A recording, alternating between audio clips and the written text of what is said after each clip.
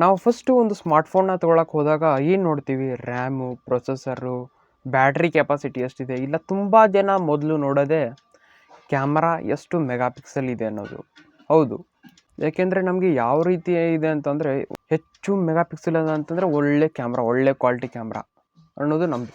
But ಈ ಒಂದು video ನೋಡಿದ್ಮೇಲೆ ನೀವು ಒಂದು ಫಸ್ಟು ಸ್ಮಾರ್ಟ್ಫೋನ್ ತೊಗೊಳ್ಳೋವಾಗ ಕ್ಯಾಮ್ರಾ ನೋಡೋ ರೀತಿಯೇ ಚೇಂಜ್ ಆಗುತ್ತೆ. ಹಾಯ್, ಎಲ್ರಿಗೂ ನಮಸ್ಕಾರ. ನೋಡ್ತಾರ ಟೆಕ್ ವಿತ್ ಪುನೀತಿನ್ ಕನ್ನಡ ಯೂಟ್ಯೂಬ್ ಚಾನಲ್ ಫ್ರೆಂಡ್ಸ್.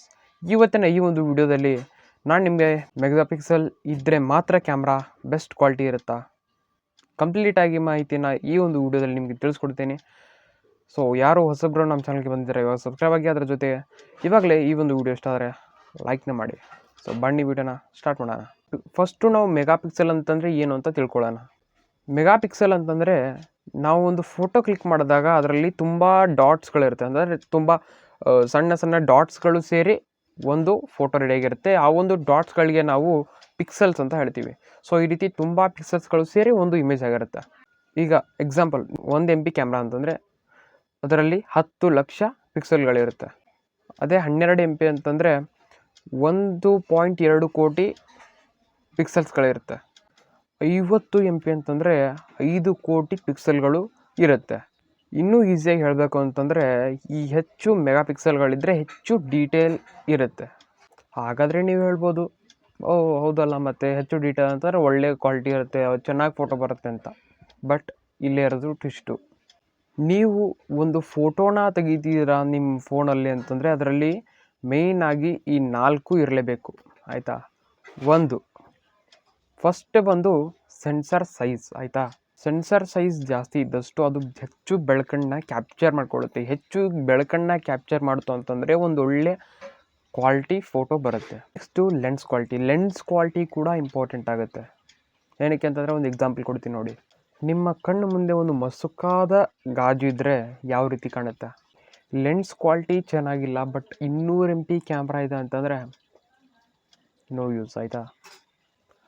ಮೂರನೇದಾಗಿ ಇಮೇಜ್ ಪ್ರೊಸೆಸಿಂಗ್, ಆಯಿತಾ. ಇದು ಕೂಡ ಒಂದು ಇಂಪಾರ್ಟೆಂಟ್ ಥಿಂಗ್, ಆಯಿತಾ. ಈ ಇಮೇಜ್ ಪ್ರೊಸೆಸಿಂಗ್ ಅಂದರೆ ಏನು ಅಂತಂದರೆ, ನೀವೊಂದು ಫೋಟೋನ ಕ್ಯಾಪ್ಚರ್ ಮಾಡಿದ್ಮೇಲೆ ನಿಮ್ಮೊಂದು ಫೋನ್ ಸಾಫ್ಟ್ವೇರ್ ಅದನ್ನು ಪ್ರೊಸೆಸ್ ಮಾಡಿಬಿಟ್ಟು ಇನ್ನೊಂದು ಸ್ವಲ್ಪ ಚೆನ್ನಾಗಿ ಕಾಣೋ ರೀತಿ ಮಾಡುತ್ತೆ. ಎಕ್ಸಾಂಪಲ್ ಕಲರ್ ಆಗಿರ್ಬೋದು, ಶಾರ್ಪ್ನೆಸ್ ಆಗಿರ್ಬೋದು, ಡೈನಾಮಿಕ್ ರೇಂಜ್ ಆಗಿರ್ಬೋದು, ಎಲ್ಲನೂ ಸಾಫ್ಟ್ವೇರ್ ನಿರ್ಧರಿಸುತ್ತೆ. ಅದಕ್ಕೆ ಕೆಲವೊಮ್ಮೆ ಈ 12 MB ಕ್ಯಾಮ್ರಾ ಇದ್ದರೂ ಕೂಡ ಒಂದೊಳ್ಳೆ ಫೋಟೋಗಳನ್ನ ಕ್ಯಾಪ್ಚರ್ ಮಾಡುತ್ತೆ. ನಿಮ್ಮೊಂದು ಫೋನ್ನಲ್ಲಿ ನೀವು ಒಂದೊಳ್ಳೆ ಕ್ಯಾಪ್ಚರ್ ಮಾಡಬೇಕು ಅಂತಂದರೆ ನೀವು ಯಾವ್ದಾರ ಫೋಟೋ ತೆಗಿತಿರ್ತಾರ ನೋಡಿ, ಅದರ ಒಂದು ಲೈಟಿಂಗ್ ಕೂಡ ಚೆನ್ನಾಗಿರಬೇಕಾಗತ್ತೆ. ನಿಮ್ಮ ಹತ್ರ ಎಂಥ ಒಂದು ಒಳ್ಳೆಯ ಕ್ವಾಲಿಟಿ ಕ್ಯಾಮ್ರಾ ಫೋನ್ ಇದ್ದರೂ ಕೂಡ ಲೈಟಿಂಗ್ ಚೆನ್ನಾಗಿಲ್ಲ ಅಂತಂದರೆ ಅದು ಸ್ಟ್ರಗಲ್ ಮಾಡುತ್ತೆ ಫೋಟೋ ತೆಗಿಯೋಕ್ಕೆ. ಸೊ ಹಾಗಾಗಿ ನೀವು ಯಾವುದರ ಒಂದು ಫೋಟೋನ ಕ್ಯಾಪ್ಚರ್ ಮಾಡಬೇಕು ಅಂತಿದ್ದೀರಾ, ಅಲ್ಲಿ ಒಂದು ಲೈಟಿಂಗ್ ಕೂಡ ಇಂಪಾರ್ಟೆಂಟ್ ಆಗುತ್ತೆ. ಸೊ ಹಾಗಾಗಿ ಒಂದು ಒಳ್ಳೆ ಲೈಟಿಂಗ್ ಇರೋ ಪ್ಲೇಸಲ್ಲಿ ಒಂದು ನಾರ್ಮಲ್ ಫೋನ್ ಕ್ಯಾಮ್ರಾ ಇದ್ದರೂ ಕೂಡ ಒಂದೊಳ್ಳೆ ಫೋಟೋನ ಕ್ಯಾಪ್ಚರ್ ಮಾಡ್ಬೋದು, ಆಯಿತಾ.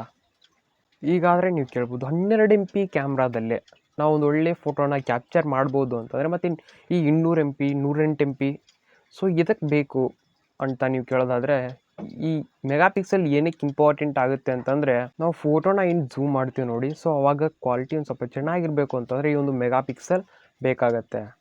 ಆಮೇಲೆ ಹೆಚ್ಚು ಮೆಗಾ ಪಿಕ್ಸೆಲ್ ಇರುವಂಥ ನಾವು ಫೋಟೋನ ಕ್ಲಿಕ್ ಮಾಡಿದ್ಮೇಲೆ ನಾವು ಅದನ್ನು ಕ್ರಾಪ್ ಮಾಡೋದು ಕೂಡ ಡೀಟೇಲ್ಸ್ ಚೆನ್ನಾಗಿರುತ್ತೆ. ಈ ದೊಡ್ಡ ದೊಡ್ಡ ಪೋಸ್ಟರ್ಗಳೇನಿರುತ್ತೆ ನೋಡಿ, ಸೊ ಅದನ್ನು ಪ್ರಿಂಟ್ ಮಾಡಿದಾಗೂ ಕೂಡ ಈ ಒಂದು ಜಾಸ್ತಿ ಮೆಗಾ ಪಿಕ್ಸೆಲ್ ಇದ್ದಷ್ಟು ಆ ಒಂದು ಕ್ವಾಲಿಟಿ ಚೆನ್ನಾಗಿ ಬರುತ್ತೆ. ಸೊ ಇದಕ್ಕೆ ಮೆಗಾ ಪಿಕ್ಸೆಲ್ ಮ್ಯಾಟ್ರ್ ಆಗುತ್ತೆ. ಬಟ್ ನಾನು ಆಗಲೇ ಹೇಳಿದ ರೀತಿ ಮೆಗಾ ಪಿಕ್ಸೆಲ್ ಮಾತ್ರ ಜಾಸ್ತಿ ಇದ್ದರೆ ಕ್ಯಾಮ್ರಾ ಕ್ವಾಲಿಟಿ ಚೆನ್ನಾಗಿರುತ್ತೆ ಅಂತ ಅಲ್ಲ. ಸೆನ್ಸರ್ ಸೈಜ್ ಆಗಿರ್ಬೋದು, ಲೆನ್ಸ್ ಕ್ವಾಲಿಟಿ ಆಗಿರ್ಬೋದು, ಈ ಇಮೇಜನ್ನು ಪ್ರೊಸೆಸಿಂಗ್ ಮಾಡೋದಕ್ಕೆ ಚೆನ್ನಾಗಿ ಪ್ರೊಸೆಸ್ ಮಾಡೋವಂಥ ಕೆಪಾಸಿಟಿ ಇದ್ದರೆ, ಸೊ ಇದೆಲ್ಲ ಕೂಡ ಇದ್ರ ಜೊತೆ ಮೆಗಾ ಪಿಕ್ಸೆಲ್ ಕೂಡ ಚೆನ್ನಾಗಿದ್ದರೆ ಒಂದೊಳ್ಳೆ ಕ್ವಾಲಿಟಿ ಫೋಟೋನ ನೀವು ಕ್ಯಾಪ್ಚರ್ ಮಾಡ್ಬೋದು. ಮಿತ್ ಏನು ಅಂತಂದರೆ, ಹೆಚ್ಚು ಮೆಗಾ ಪಿಕ್ಸೆಲ್ ಇದ್ದರೆ ಅದು ಒಳ್ಳೆಯ ಕ್ಯಾಮ್ರಾ. ರಿಯಾಲಿಟಿ ಬಂದ್ಬಿಟ್ಟು ಹೆಚ್ಚು ಮೆಗಾ ಪಿಕ್ಸೆಲ್ = ಹೆಚ್ಚು ಡೀಟೇಲ್ಸ್ ಮಾತ್ರ. ಒಳ್ಳೆ camera = sensor plus lens plus processing plus mega pixel ಇದೆಲ್ಲ ಇತ್ತು ಅಂತಂದರೆ ಒಂದು ಒಳ್ಳೆ ಫೋಟೋನ ನೀವು ಕ್ಯಾಪ್ಚರ್ ಮಾಡ್ಬೋದು. ಇನ್ನು ಮುಂದೆ ನೀವು ಒಂದು ಫೋನ್ನ ಪರ್ಚೇಸ್ ಮಾಡಬೇಕಾದ್ರೆ ಕ್ಯಾಮ್ರಾ ಸ್ಯಾಂಪಲ್ಸ್ ನೋಡಿ, ಸೆನ್ಸರ್ ಸೈಜ್ ನೋಡಿ, ಆಮೇಲೆ ಯಾವುದೇ ಫೋನ್ ಆದರೂ ಇತ್ತೀಚೆಗೆ ರಿವ್ಯೂಸ್ ಅಂತೂ ಇದ್ದೇ ಇರುತ್ತೆ. ಸೊ ಆ ಒಂದು ರಿವ್ಯೂಸ್ಗಳನ್ನ ಕೂಡ ನೀವು ನೋಡಿ ಫೋನ್ಸ್ನ ಪರ್ಚೇಸ್ ಮಾಡೋದು ಅಂತಂದರೆ ನಿಮಗೆ ಕಂಪ್ಲೀಟ್ ಒಂದು ಐಡಿಯಾ ಬಂದುಬಿಡುತ್ತೆ. ಸೊ ಇದೇ ರೀತಿ ಟೆಕ್ನಾಲಜಿಲಿ ಇಂಟ್ರೆಸ್ಟಿಂಗ್ ಆಗಿರುವಂಥ ವೀಡಿಯೋಸ್ನ ನಮ್ಮ ಚಾನಲ್ಗೆ ನಾನು ಹಾಕ್ತಿರ್ತೀನಿ. ಸೊ ದಯವಿಟ್ಟು ನಮ್ಮ ಚಾನಲ್ನ ಸಬ್ಸ್ಕ್ರೈಬ್ ಮಾಡ್ಕೊಳ್ಳಿ. ಆವಾಗ ನಾನು ಹಾಕುವಂಥ ಪ್ರತಿಯೊಂದು ವೀಡಿಯೋಗಳ ನೋಟಿಫಿಕೇಷನ್ ನಿಮ್ಗೆ ಬರುತ್ತೆ. ನೀವು ನನ್ನ ವೀಡಿಯೋಗಳನ್ನ ನೋಡ್ಬೋದು, ಇದೇ ರೀತಿ ಒಳ್ಳೆ ಇನ್ಫಾರ್ಮೇಷನ್ಗಳನ್ನ ತಿಳ್ಕೊಬೋದು. ಇಲ್ಲಿವರೆಗೂ ನೀವು ವೀಡಿಯೋನ ನೋಡಿರ ಅಂತಂದರೆ ಖಂಡಿತವಾಗ್ಲೂ ಇಷ್ಟ ಆಗಿರುತ್ತೆ. ದಯವಿಟ್ಟು ಇವಾಗಲೇ ಒಂದು ಲೈಕ್ನ ಮಾಡಿ ಫ್ರೆಂಡ್ಸ್. ಸೊ ಮುಂದಿನ ವಿಡಿಯೋ ಸಿಗ್ತೀನಿ. ಅಲ್ಲಿವರು ಬಾಬಾ, ಜೈ ಹಿಂದ್.